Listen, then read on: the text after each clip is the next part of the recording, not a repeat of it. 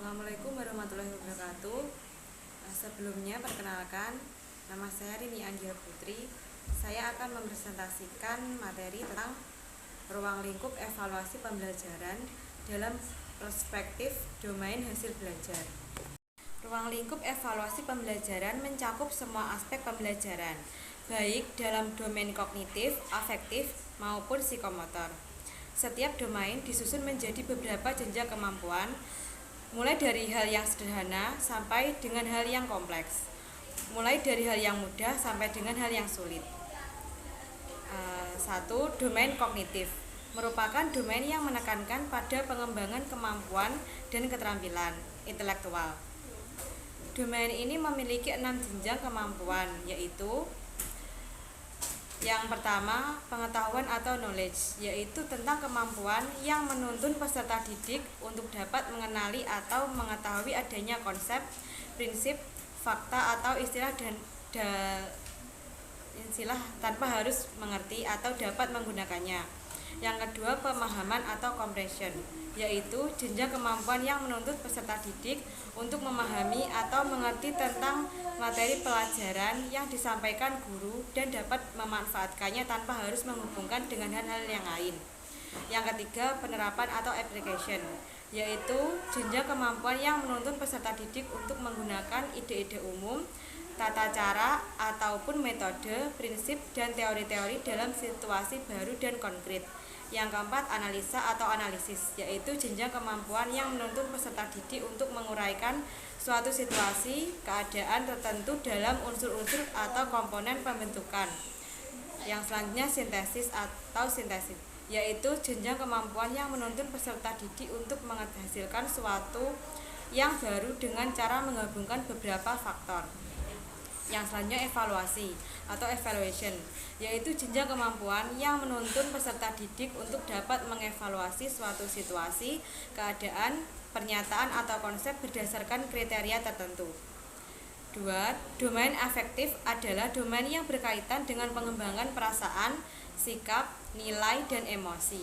Domain afektif terdiri atas beberapa jenjang kemampuan, yaitu 1. Kemampuan menerima atau receiving, yaitu jenjang kemampuan yang menurut peserta didik untuk peka terhadap eksistensi fenomena atau rangsangan tertentu. Yang kedua, kemauan atau responding, yaitu jenjang kemampuan yang menuntut peserta didik untuk tidak hanya peka pada suatu fenomena, tetapi juga bereaksi terhadap salah satu cara. Yang ketiga, menilai, yaitu jenjang kemampuan yang menuntut peserta didik untuk menilai suatu objek, fenomena, atau tingkah laku tertentu secara konsisten. Dan selanjutnya, organisasi, yaitu jenjang kemampuan yang menuntut peserta didik untuk menyatukan nilai-nilai yang berbeda, memecahkan masalah, dan membentuk suatu sistem nilai. Selanjutnya, domain psikomotor, berkaitan dengan kegiatan keterampilan motorik atau yang berkaitan dengan gerak tubuh, mulai dari gerakan yang sederhana sampai dengan gerakan kompleks. Kata kerja operasional yang digunakan harus sesuai dengan kelompok keterampilan masing-masing, yaitu muscular or motor skill, yaitu meliputi mempertontonkan gerak, menunjukkan hasil, melompat, menggerakkan penampilan. Dan selanjutnya, manipulation of material or object, yaitu meliputi reparasi, menyusun, membersihkan, menggeser, memindah, membentuk. Dan selanjutnya, neuromuscular yang meliputi mengamati, menerapkan, menghubungkan, menggandeng, memandukan, memasang, memotong, menarik, dan menggunakan. Jadi dari penjelasan tadi dapat disimpulkan bahwa kemampuan peserta didik dapat diklarifikasikan menjadi dua, yaitu tinggi dan rendah. Untuk yang tingkat rendah itu terdiri atas pengetahuan, pemahaman, dan aplikasi. Sedangkan yang tingkat tinggi terdiri atas analisis, sintesis, evaluasi, dan kreativitas. Dan yang selanjutnya, ruang lingkup evaluasi pembelajaran dalam perspektif sistem pembelajaran.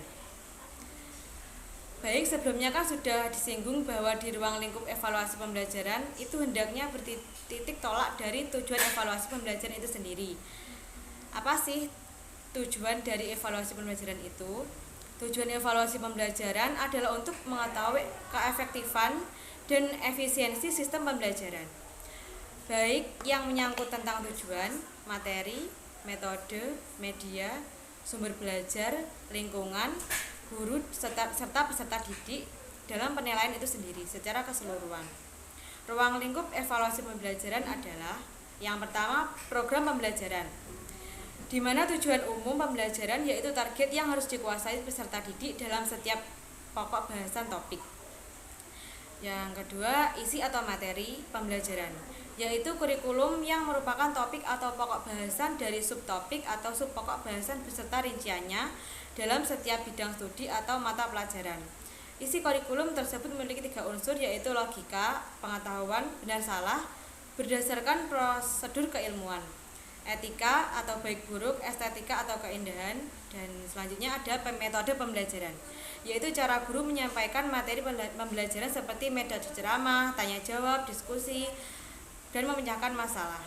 Selanjutnya ada media pembelajaran, yaitu alat-alat yang membantu untuk mempermudah guru dalam menyampaikan isi atau materi pelajaran. Media dapat dibagi 3 kelompok, yaitu media audio, media visual, dan media audiovisual. Selanjutnya ada sumber belajar yang meliputi pesan orang, bahan atau alat teknik. Sumber belajar dapat dibedakan menjadi 2 jenis, yaitu sumber belajar yang dirancang atau resource by design, dan sumber belajar yang digunakan atau research by utilization. Yang selanjutnya ada lingkungan sekolah dan lingkungan keluarga. Selanjutnya ada penilaian, proses dan hasil belajar baik yang menggunakan tes maupun non-tes. Yang kedua, pelaksanaan pembelajaran. Selanjutnya ada kegiatan, yaitu meliputi jenis kegiatan, prosedur pelaksanaan setiap jenis kegiatan, sarana pendukung, efektivitas, dan efisiensi, dan sebagainya. Guru, terutama dalam hal menyampaikan materi, kesulitan guru menciptakan suasana pembelajaran yang kondusif, menyiapkan alat-alat dan perlengkapan yang diperlakukan, membimbing peserta didik, menggunakan teknik penilaian, menerapkan disiplin kelas, dan sebagainya. Yang ketiga, peserta didik, terutama dalam hal peran peserta didik dalam kegiatan belajar dan bimbingan, yaitu memahami jenis kegiatan, mengerjakan tugas-tugas, memperhatikan keaktifan, motivasi, sikap, dan minat, umpan balik dalam situasi yang nyata, kesulitan belajar dalam waktu istirahat, dan sebagainya. Yang ketiga, hasil pembelajaran baik untuk jangka pendek sesuai dengan penyampaian indikator, jangka menengah sesuai dengan target untuk setiap bidang studi atau mata pelajaran, dan jangka panjang setelah peserta terjun ke masyarakat.